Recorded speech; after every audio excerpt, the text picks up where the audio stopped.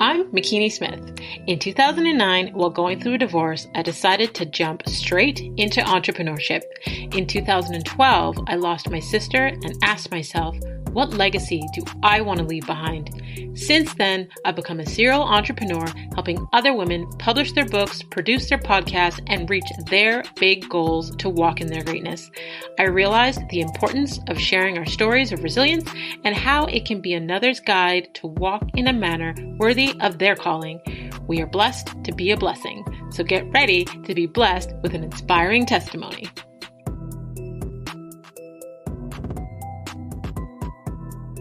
Hey, Legacy Leavers. Thank you for joining us in the Walk in My Stilettos podcast, the top 1.5% most popular show in the world, where we have conversations with extraordinary women that are letting us step into their shoes. I help women to own their voice, to create impact, prosperity, and legacy.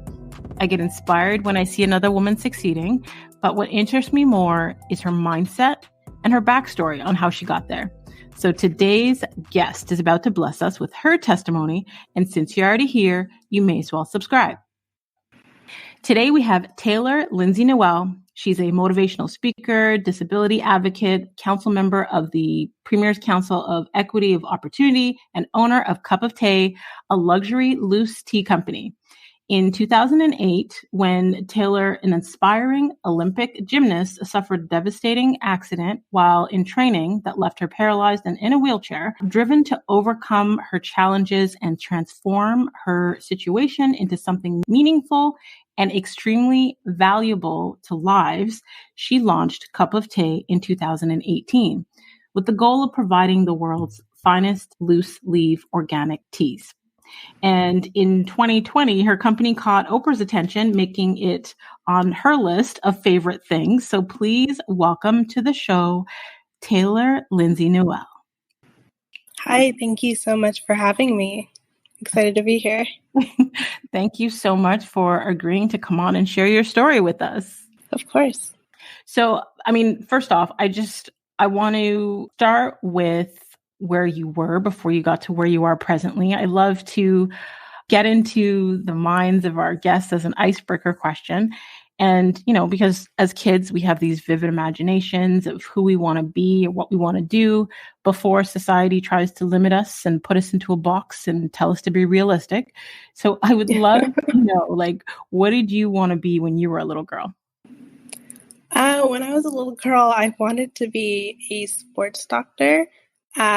Being a high-level athlete, that's kind of the journey a lot of us take and get into healthcare or find a way to be a part of the sport still. So I set my sights on becoming a sports doctor and maybe one day being like the national doctor for Team Canada, and be able to travel with athletes and things like that. So that was definitely the dream back then, but we definitely found ourselves in a very different place. Right. So you've had to pivot, obviously, as like I read in your intro, you had an accident that left you in a wheelchair. Do you want to share that story and how you were able to use that and continue your success and your growth? Absolutely. Like you had mentioned, I was previously a gymnast and I would travel for Team Canada. And I was one of the best hopefuls for the 2012 Olympics back just under 14 years ago. But one day I went to a very regular day of training, and my coach, who had been my coach for years, had approached me to do something I had never heard of before, which was extremely rare, seeing that I had seen everything and was performing at a very high level. You kind of get to know every single skill that's possible. And at the time, I raised my concerns and something in my gut didn't feel right. But at 14 years old, and when you have an authority figure kind of gaslighting you, essentially telling me, oh, people do it all the time. You're letting your fear cloud your judgment. Trust me, I know you better than you know yourself. You do, and you trust. And I trusted him and I attempted it.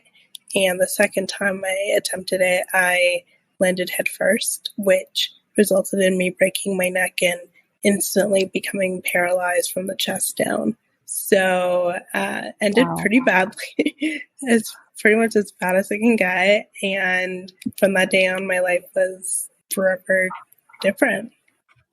Wow. I mean, I'm sure you hear this all the time. Like, I'm sorry you had to go through that experience, but you've been able to turn that around and use your story and your life to inspire others in so many ways. Yeah, well, thank you so much for saying that. And it's crazy because when it's your life, like, you know what I mean? When it's your life, you kind of forget about how far you've come. And it's just been such an incredibly humbling 14 years. And I'm happy now to be doing something that I absolutely love and am in a good space. But yeah, it definitely hasn't been easy at all. Yeah. I can't even imagine. You said you were like 14 and your intuition told you like, this doesn't feel right. And I think, often as I'm going to say as women, we doubt our intuition. We don't listen to that inner voice that's guiding us, God's whispers, telling us what to do. We've almost been conditioned to ignore that voice and to listen to the voices of authorities or elders or people outside of us. Yes, definitely. I guess since then, has that affected how you even listen to your intuition? Oh, 100%. I never ignore it. Now, it's to the point where if I even have full on plans to do something and something, even the little something in me is like, don't go. And I don't necessarily even have a particular reason or pinpoint why.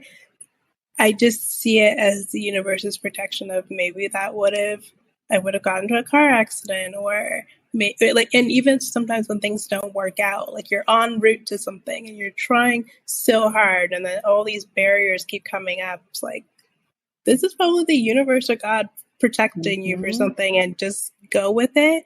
You may never know what it was, and that's okay. But the fact that you're alive and you are safe is the most important thing. So I'm very, very protective of my energy, my space, my intuition. It's extremely on the forefront of my daily thought processes. I totally agree with you. I feel like when things happen, sometimes it may seem like there's a hurdle in the way, or, you could be in traffic and there could be, things that hold you up. Like everything, I believe, happens for a reason. It's almost like it could be protecting you from something that, could potentially be your danger.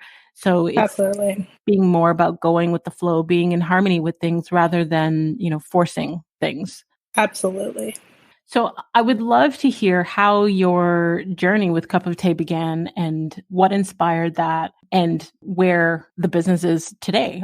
Well, after all of that trauma when I was young and going to rehab, and I say rehab, physical rehab. Sometimes when I say that, people are like, oh, did you end up in rehab for something else? I'm like, no, physical rehabilitation. I was there for 19 months and then I went to transition back to high school. And that was kind of like starting again for me, just rediscovering who I am minus this identity of being an athlete. And so I very luckily had a very welcoming school, and I had an incredible teacher named Mr. Gordon who was kind of saw my personality and said, you can get paid in the future to talk. Like you can become a reporter or something in media, and it made sense. And that's something I wouldn't have been if I looked back, truly, I wouldn't have been passionate about being a sports doctor. It's just something I would have done. But media really is something was of interest to me my entire life. I've grown up watching the Oprah show and all these different talk shows and production, and I watched every single show you can think of. So I pursued that in university. I went to Ryerson in my city for Toronto for radio and television arts. And in university, I started a podcast called Tea Time with Tay, where I would interview someone over a cup of tea. And that was like so fun. And as you know, a very challenging space, but really rewarding and something I definitely will be resurrecting, hopefully by the end of the year. But I wanted to get a sponsor for my podcast. And I was talking about a company called David's Tea in every episode, hoping that one day they would sponsor me. And I reached out and I never heard back. And I took that quote unquote rejection as an opportunity to create my own tea, start my own brand. And I didn't think it was going to be a full-fledged company. But as I started doing more research, it developed into its own beast. And I knew if I was going to launch, it was going to have to really be representative of my work ethic. And that was creating Cup Tea, a luxury loose leaf tea company with no experience. With no experience, but a lot of passion and dedication. And here we are going into our 4th year. And we've had some pretty cool things happen so far. I absolutely love, and this is why I do the show, like hearing stories like this truly does inspire me. And I know that the women that are listening are also inspired, but you, in multiple ways, like, you know, you took a traumatic incident that happened to you and still chose resilience. You still chose to be inspiring and positive and move forward. And then on top of that, you know, you had, I'd say, a vision of the sponsor that you wanted for your show. And you took something that someone may have seen as rejection and a, you know, a reason or excuse to no longer pursue something, but you took that rejection and turned that into inspiration and created your own tea company, which I have no idea. I haven't done the research, but I'm sure they haven't been on Oprah's list.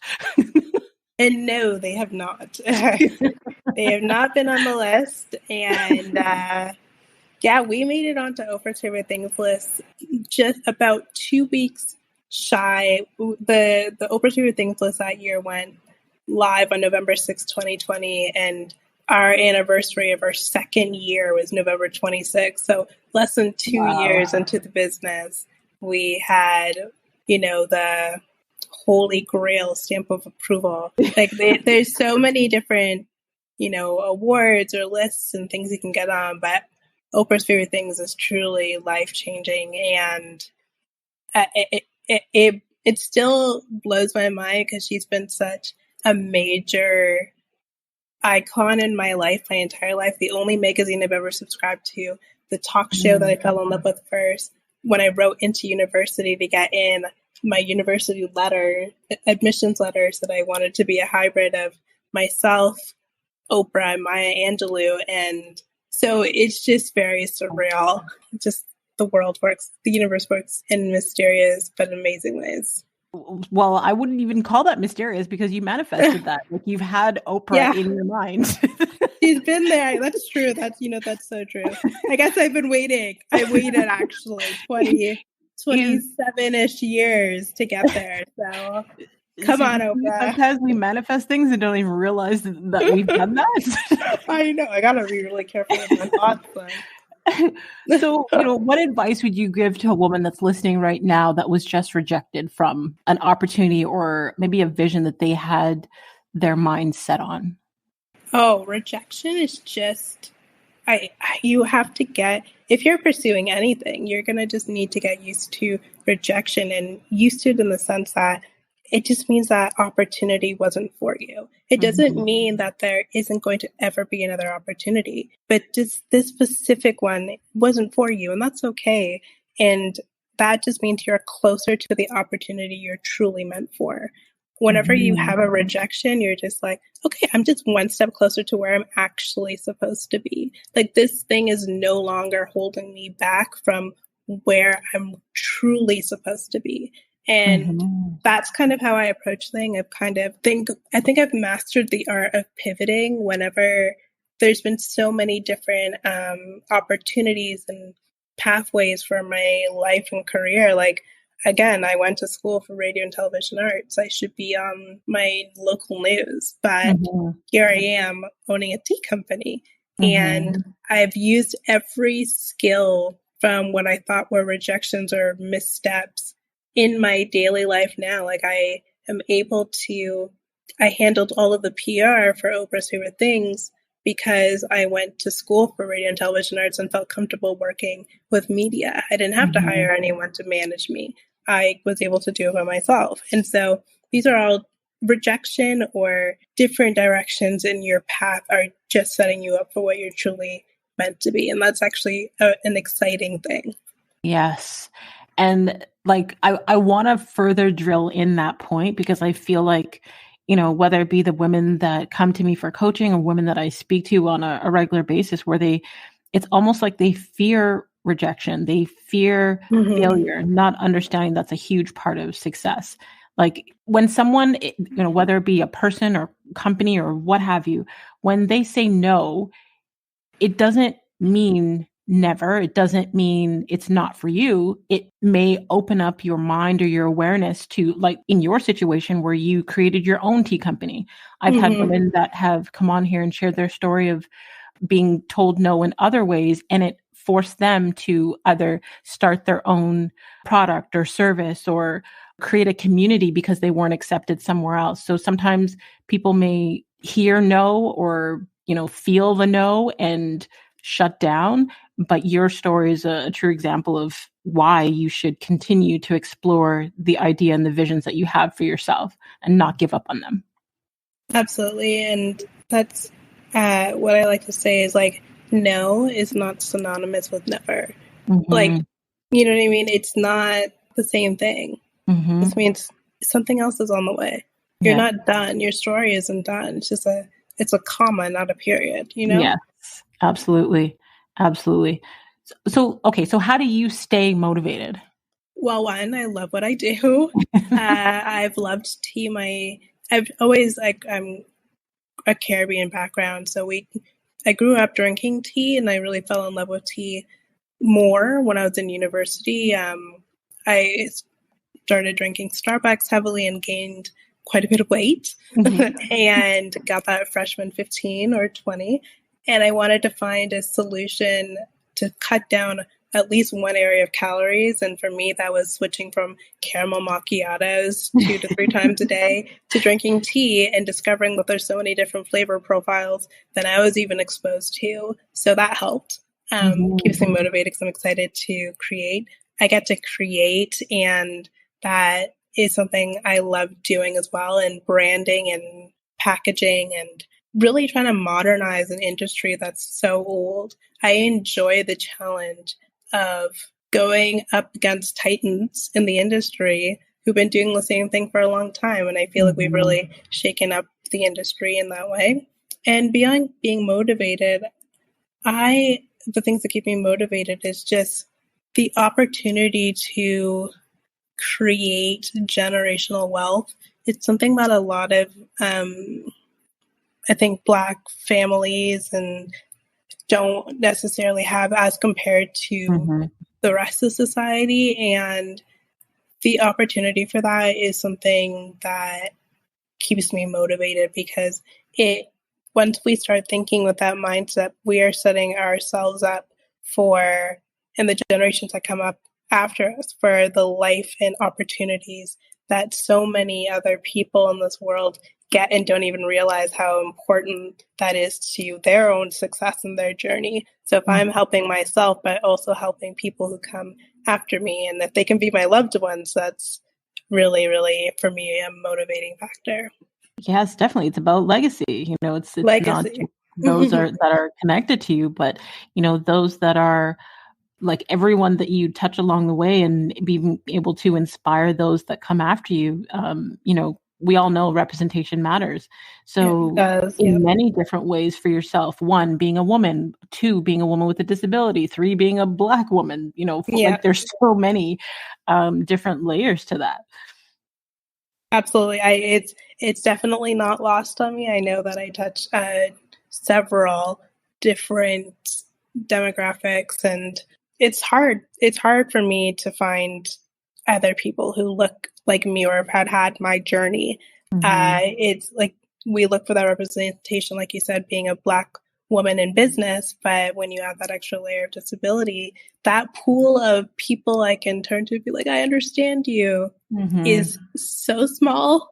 It's crazy. It's very, very small. I'm not the only one, but it's very, very, very small. So the opportunity to break glass ceilings and show other people that just because I'm sitting in this chair or have nurses and all of these different barriers, what people call barriers in my life, doesn't mean that I'm not able to be successful, to work for myself, not be these burdens as society likes to portray us to be. Like I'm creating jobs and opportunities for other people. So I'm contributing, you know what I mean? Absolutely. But we don't see that it represented in media at all. I think it's important that you touched on that. I had Julie Black on here maybe a year or two ago, and her sister is in a wheelchair. And Julie has this phrase that she says, your disability is your ability.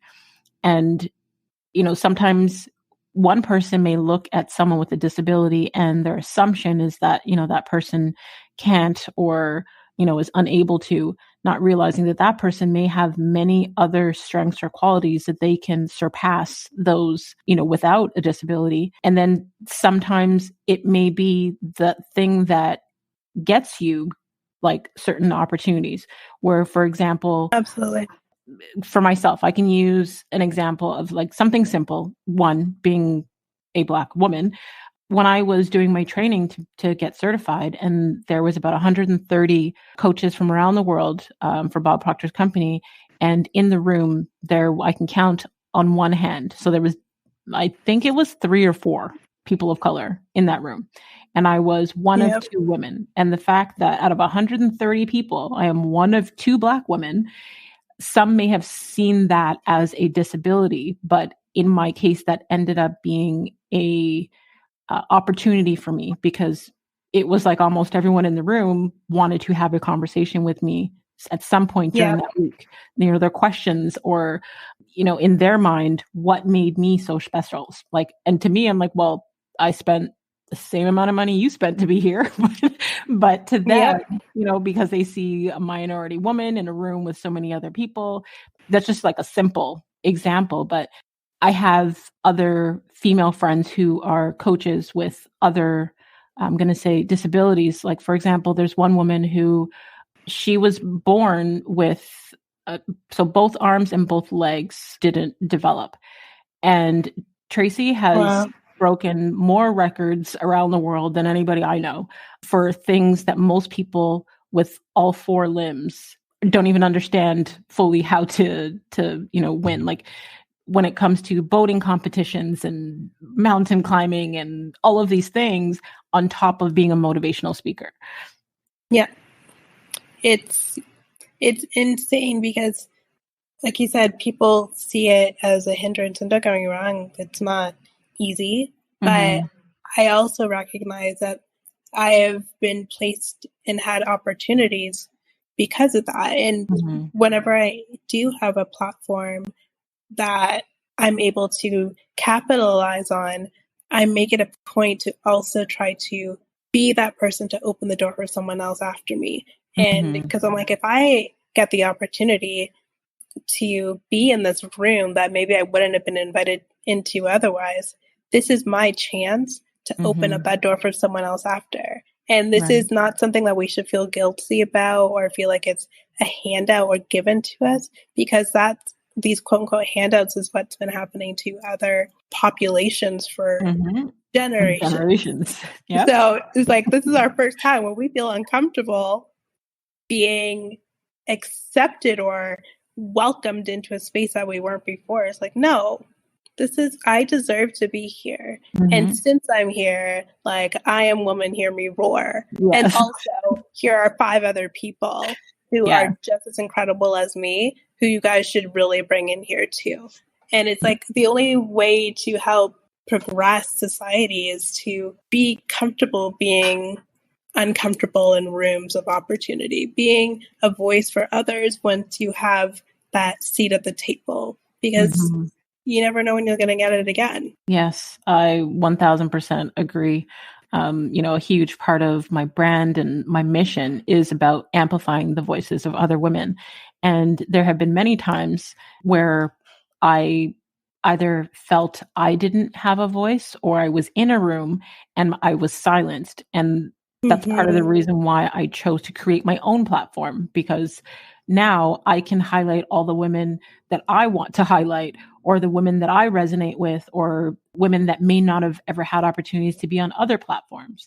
Exactly. That's exactly how I saw when I had a podcast. I'm like, I had the opportunity to intern at Global News, which is a local news station, and Entertainment Tonight Canada. And as much as I had great times there, I was telling stories that I didn't really care about. And so with a podcast, I was like, I get to interview people who I actually want to talk to, who I actually feel deserve the opportunity to tell their stories. And that's a really powerful feeling and a really great feeling to know that you are doing work that fulfills you truly. Absolutely. 1000% agree. I've had many times where I've reached out to women to have them on the podcast, and they're like, wow, I've never been on a podcast before, or no one's ever asked, to hear my story before. They only want to know about my business expertise. And I'm like, everyone has a story, So what would you say is your superpower? I think my superpower is my ability to make light in really dark spaces. I've been through a lot. Like my accident happened when I was 14. That's like right on the cusp of when you're entering that teenage stage and everything's changing, your hormones, the way you look at life. And I had this massive curveball sent to me, and I feel like through it all, I've handled it with a fair deal of grace, and I'm really proud of myself for that. And I think also my superpower might be the art of pivoting. I've had to, like I said before, I've changed my direction so many times to be able to land where I am today. And who knows what happens in the next couple of years. I might be pivoting again, but it keeps me excited about the things that I do, because I know that even if I hit a rough patch, I'll never be stuck there. I love that, because you're always exploring, you're always creating. We were created to create. Absolutely. I love it. So I know that, the past couple of years of the pandemic, some business owners have had to pivot. Some business owners, helped their business to thrive even more. Some business owners had to shut things down. So I'm just curious, how has the pandemic affected your journey?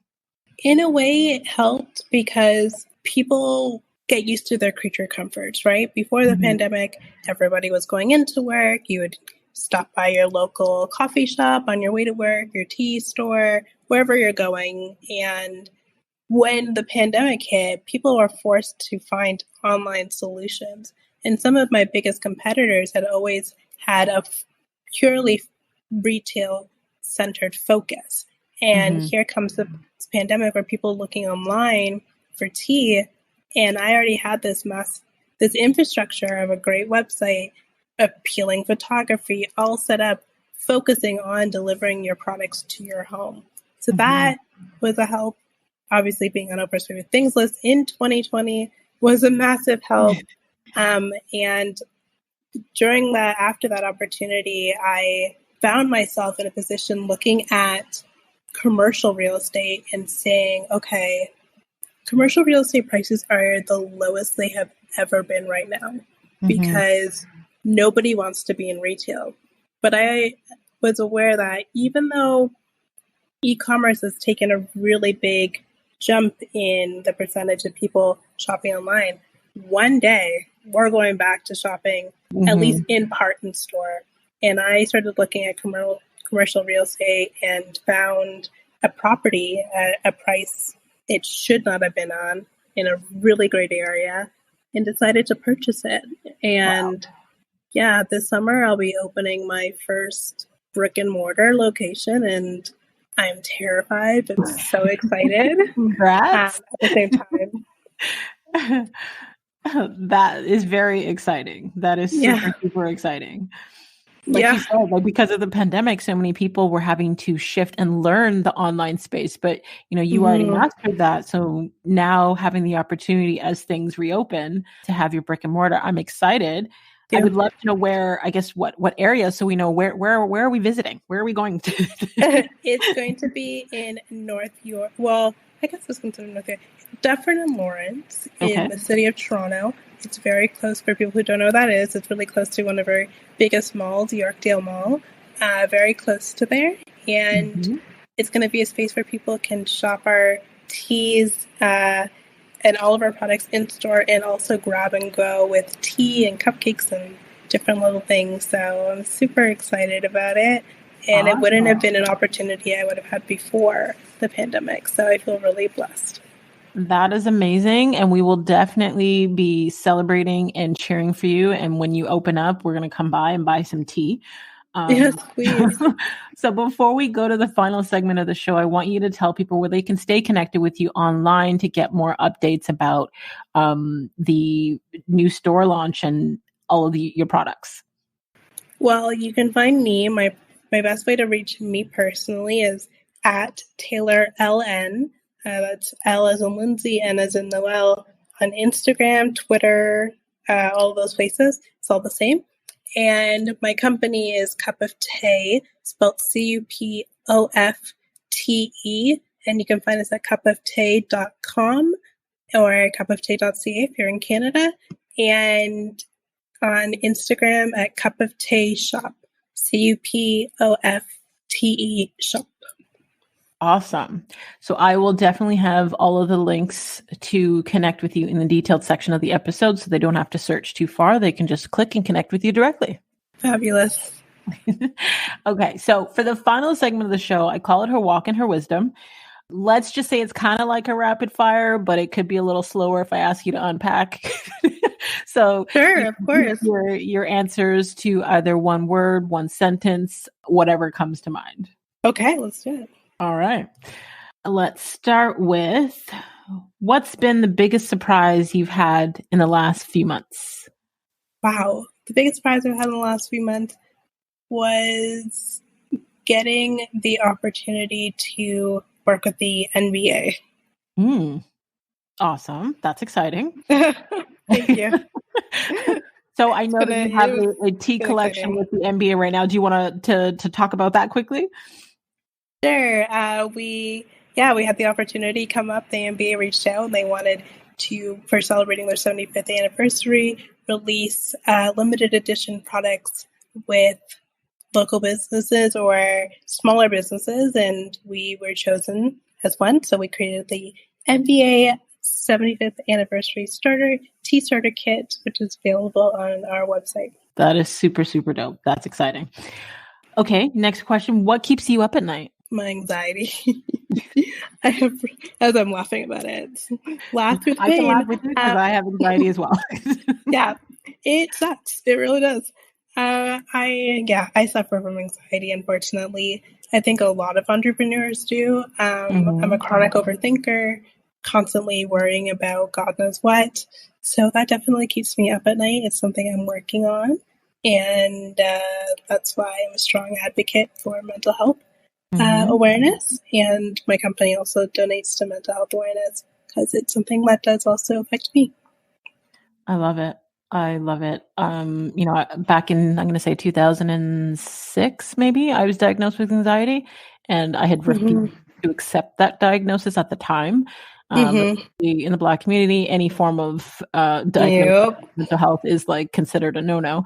So I had refused that diagnosis, and it wasn't until, I'm going to say, recent years, as I got more into my work as a mindset coach, not only understanding how anxiety works, but being able to provide coping mechanisms and things to my clients that I use as well. So, being open about my own diagnosis and the things that I use to stay grounded and to, I guess, help me with my self-care has been important. I could not agree more. If you could have a gigantic billboard anywhere with anything on it, what would it say and why? I hope I will have a billboard one day. And I hope for the billboard to be the cover of my book that I hope to release. And I think I'm going to keep the title that book close to me, but just imagine the title of the book and it says New York Times bestseller. Love it. Okay. So we could talk about more of this offline, but I will definitely help you with that process if you need to. One of my businesses is I actually help women entrepreneurs to publish their books on the same platforms as traditional publishers without their need for validation or approval. So we can talk about that if you are busy. I She's got like, you. job, let me find 5 more. Wow, that's incredible. Jamaican background, you know. Yeah, well, you know how it is. We know how it is. Okay, so I'm definitely excited for you for that. Okay, next question. What new belief, behavior, or habit has improved your life in the last 5 years? The belief of understanding that everybody is just figuring it out as we go. I think when I first started my business, I would look and compare myself to so many different companies or even other small businesses, and you see social media and you think, oh my gosh, they have it all together. And I'd be intimidated to talk to anyone about what I was going through or where the business was at because I didn't want them to look down on me. But in opening up and talking to other business owners and them being like, oh, girl, I didn't have a sale last week. And I'm like, oh, okay, me too. All right. Yeah. Like, you guys were winning it here. They're like, no, they take 9.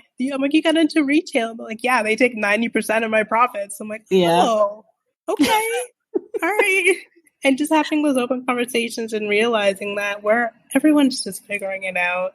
And it's okay to have lulls, and as long as you're just dedicated to continuing to try, you're doing everything right. I love that. And, to add to what you just said, that point of sharing that vulnerability piece, I think oftentimes we stay in silence or we suffer in silence because we think we're the only ones. But when you start to open up and you're authentic and you're vulnerable about your experiences, you attract people who have either had the same experience as you or who are going through the same thing as you. So they can resonate with what you're feeling. And it's like that whole social proof where you no longer feel alone. You build a community. And it's not to say that it's a community around negativity, but you have that support system, people who understand what you're going through or people who have been there that can tell you, what's to come or guide you through to your next step. Absolutely. Last but not least, when you feel overwhelmed, unfocused, or uninspired, what do you do? Always start by having a cup of tea, obviously. And I'm just saying that tea really is, for me, and has always been a very soothing, I call it experience, because, the art of steeping your tea, waiting, whatever you need to do, like, I really do reach for a cup of tea when I'm stressed out. And just these days, allowing myself the opportunity to rest. And it's extremely difficult because my mind is constantly going and I wear a lot of hats in my business, but forcing myself to take more mental health breaks is really important. And that could look like just allowing myself to watch any reality show that I want without feeling any guilt, or having that, glass of wine, or hanging out with some friends. Now that the pandemic's slightly getting better, it's a little crazy out here. But just allowing myself time to breathe, and not feeling guilty about it. Because I would do that in the past, but simultaneously feel guilty. And I'm trying to feel less guilty, and it's been helping. Amazing. And I think that's great advice to give to the women that are listening, because again, I feel like as women, we're conditioned to either believe, one, that we should always be, doing something. We're always caring for others or hustling or constantly on the go.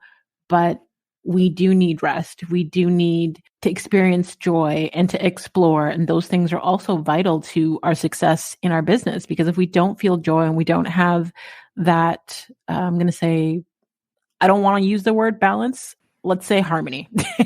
We find, harmony in the different areas of our life. We'll feel more fulfilled and just be happier. You're so right. So I would love to know, Taylor, like, Have you ever, with all the interviews that you've done, has there ever been any question that you haven't been asked, but there's something that you do want to share with the world?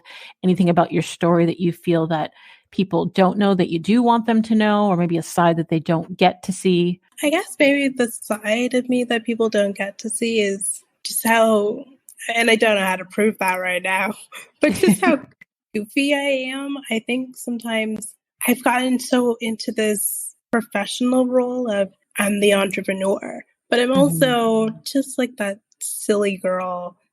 Out of my friend group, if my friends always say to me, they're like, we see you on these interviews, and we're like, girl, like, you were the crazy one of the group, and you're like, I'm the one who's always making and talking way too much to the waiter at the restaurant. Like, I'm that friend where everyone's like, oh my gosh, Taylor, just stop. But in the professional world, I'm like, yeah, like Taylor, who's got it together. But in my personal life, I'm quite a goof. So I don't know how to prove that to people, but I promise that side is there. And my friends they rag on me all the time because it's such a funny like dichotomy. I love that you shared that, because I don't believe that is anything that you do have to prove. That's just who you are, right? Yeah. And I think especially when you're newer in the entrepreneurial world, we feel like in order to fit in that we have to be professional, we have to look a certain way or do certain things. And I can totally resonate with that because, I became an entrepreneur back in 2009. And I know in the beginning I would do things like hide my tattoos or try to keep my hair simple or, any of those things. And I was like, you know what? I am my brand, but at the end of the day, I'm a human being. So I started to just be more authentic about who I am. And, if I wanted to wear, sexier fitted clothes or show my tattoos or change my hair every 2 weeks like I like to, then that's who you're gonna get. I literally just changed my hair without I will go from black to blonde in the same 24 hours. Like, I could care less. Oh, but speaking to that, I also am tatted. I have 3 tattoos, something that might surprise people.